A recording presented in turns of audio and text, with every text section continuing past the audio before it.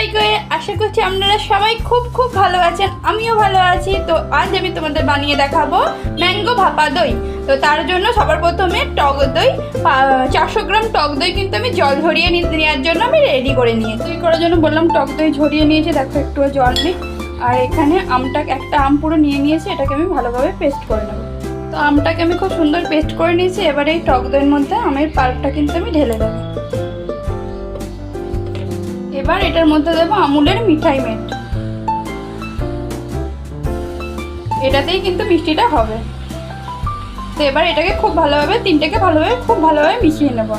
তো এইভাবেই তিনটেকে খুব ভালোভাবে কিন্তু এইভাবে মিশিয়ে নিতে হবে, খুব সুন্দরভাবে কিন্তু এটা মেশাতে হবে। আমি এটা 5 মিনিট ধরে মিশিয়ে নেব। দেখো কত সুন্দরভাবে কিন্তু আমি জিনিসটাকে ফেটিয়ে নিয়েছি, আর কোনো দানা দানা কিন্তু নেই, এইভাবেই কিন্তু করতে হবে। তো এরপর আমি টিফিন কৌটোটা ভাপানোর জন্য ঢেলে নেব। এই জিনিসটাকে সুন্দরভাবে ঢেলে নিয়েছি। এবার এমনি করে 3-4 বার ড্যাপ ড্যাপ ড্যাপ ড্যাপ করে দিয়ে এটা আমি ভাপে বসিয়ে দেবো। কড়াইয়ে আগে থেকে জল ভাপাতে দিয়ে দিয়েছিলাম গরম করতে। তো এবার আমি এটাকে ঢাকা দিয়ে ভাপাতে বসিয়ে দিলাম 20 মিনিট থেকে 25 মিনিট। এটা কিন্তু ভাপ হবে লো টু মিডিয়াম ফ্লেম। 20 থেকে 25 মিনিট হয়ে যাওয়ার পর আমি এটা নামিয়ে নিয়েছি। তো এবার এটাকে খুলে দিলাম। কত সুন্দর পুরো একদম ভাপাটা হয়েছে, পুরো ছেড়ে বেরিয়ে আসছে। এবার এটাকে আমি কিন্তু ফ্রিজে সেট হতে 1 ঘন্টা লাগবে। আর এটা কাঁচা নেই সেটা বুঝবেন কি করে, টুথপেস্ট ঢুকিয়ে দিলাম, দেখুন কিছুই লাগবে,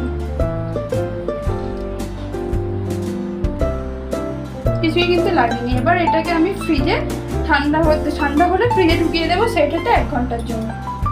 তো 1 ঘন্টা পরে আম দইটাকে আমি ফ্রিজ থেকে বার করে নিয়েছি। তো দেখতেই পাচ্ছ একদম পারফেক্টলি আমার আম দই কিন্তু একদম রেডি।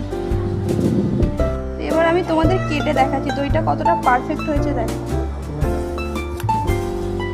কোনো রকম কিন্তু জল এটা থেকে কাটছে না, দেখতেই পাচ্ছ একদম পারফেক্টলি আমার আম দই কিন্তু রেডি। এটাও আমি জামাই ষষ্ঠীর উদ্দেশ্যেই বানিয়েছিলাম। তো তোমাদের সাথে যদিও পরে ভিডিওটা শেয়ার করছি।